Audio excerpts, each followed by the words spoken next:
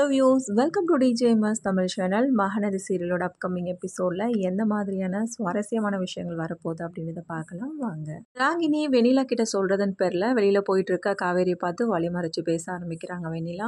வெண்ணிலா விஜய் அப்படின்னு சொல்கிறது மட்டும் இல்லாமல் நீ விஜய்க்கு டிவோர்ஸ் கொடுத்துட்டு அவரை விட்டு விலகி போயிடு அப்படிலாம் சொல்கிறாங்க. காவேரி கரெக்டாக தான் பேசியிருக்காங்க. எந்த விஷயமா இருந்தாலும் நீ அவர்கிட்டே பேசிக்கலாமா, எங்கிட்டத்துக்கு தேவையில்லாம் பேசிகிட்டு இருக்க, நான் உன்னோட விஷயத்தில் தலையிட மாட்டேன் அப்படின்னு சொல்கிறது மட்டும் இல்லாமல் எனக்கு தான் விஜய் மேலே கான்ஃபிடென்ட் இருக்குன்னு சொல்கிறல, அப்புறம் எதுக்காக எங்கிட்ட கேட்டுட்டு இருக்கு அப்படின்னு சொல்லிட்டு நம்ம காவேரி கேட்குறாங்க. இருந்தாலும் அவங்களோட மேரேஜ் விஷயத்தை பற்றி சொல்கிறாங்க. விஜயை கல்யாணம் பண்ணிக்க போகிறேன்னா கல்யாணம் பண்ணிக்கோ, அதில் எனக்கு எந்த விதமான ஆட்சேபனையும் கிடையாது, எனக்கு நிறைய வேலை இருக்குது, இப்போ எனக்கு கொஞ்சம் வழி விடுறி அப்படின்னு சொல்லிட்டு காவேரியும் போகிறாங்க. ஸோ இப்படிலாம் பேசுகிறத பார்த்து என்ன பண்ணுறாங்க, வெண்ணிலா பயப்பட ஆரம்பிக்கிறாங்க. ரொம்ப திமிரு பிடிச்சவளாக தான் இருக்கா அப்படின்னு சொல்லிட்டு அவங்க மனசுக்குள்ளே தோணுது.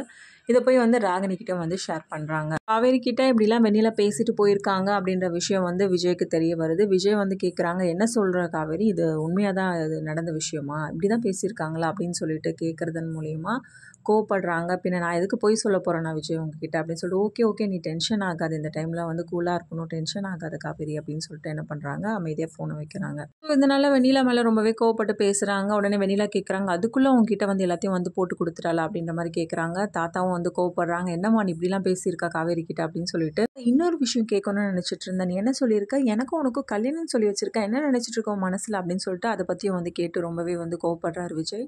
இன்னொரு பக்கம் நம்ம வெண்ணிலாவோட டீம் பேசிட்டு இருக்காங்க. இந்த விஷயத்தை வச்சு தான் நம்ம விஜய் கோவிலுக்கு வர வைக்க போகிறோம், இதை வச்சு பிளாக்மெயில் பண்ணி தான் உனக்கும் விஜய்க்கும் கல்யாணம் நடக்க போகுது அப்படின்ற விஷயத்த சொல்கிறாங்க. அடுத்ததான் கடைக்கு போயிருக்காங்க காவேரி அப்பளம் சேல் பண்ணுறதுக்காக சாரதாமாவோட. அப்பளம் பார்த்தீங்கன்னா நல்லா சேல் ஆகுது. இதனால ரொம்ப சந்தோஷப்படுறாங்க காவேரி சாரதா ரெண்டு பேரும். அந்த சமயத்தில் ப்ரெஸ்ஸில் உள்ளவங்க அங்கே என்ன பண்ணுறாங்க, காவேரியை பார்த்து கேள்வி மேலே கேள்வி கேட்க ஆரம்பிக்கிறாங்க. இப்படி ஒரு விஷயம் நடந்ததுக்கு அப்புறமா இனிமேலும் காவேரி விஷயத்தில் ஒரு முடிவு எடுக்காமல் இருந்தால் நல்லா இருக்காது அப்படின்னு சொல்லிட்டு சாரதாமா ரொம்பவே கோவப்படுறது மட்டும் இல்லாமல் காவேரி கிட்ட ஒரு முடிவு எடுக்க சொல்கிறாங்க. அதாவது விஜய் டிவோர்ஸ் பண்ண சொல்கிறது மட்டும் கிடையாமல் கழுத்தில் இருக்க தாலியும் கைட்ட சொல்கிறாங்க. காவேரிக்கு ரொம்பவே ஷாக்கிங்கான ஒரு விஷயம். அதே மாரி என்ன பண்ணுறாங்க, எல்லாருக்கிட்டையும் ரொம்ப போல்டாக பேசுகிறாங்க. என்னோட விஷயத்தை பற்றி பார்த்துக்க எனக்கு தெரியும், அதனால் என்னோட விஷயத்தில் இப்போதைக்கு எந்த முடிவு எடுக்க தேவையில்லை நீங்கள் அப்படின்னு சொல்லிட்டு ஒரு பக்கம் எப்படி பேசி என்ன பண்ணுறாங்க, கோவிலுக்கு வர வைக்கிறாங்க விஜய். அங்கே வந்ததுக்கப்புறம் தான் தெரியுது இவங்க ரெண்டு பேருக்குமான கல்யாண ஏற்பாடுகள் பண்ணியிருக்காங்க அப்படின்னு சொல்லிட்டு இதுக்கு சம்மதிக்க மாட்டுறாரு.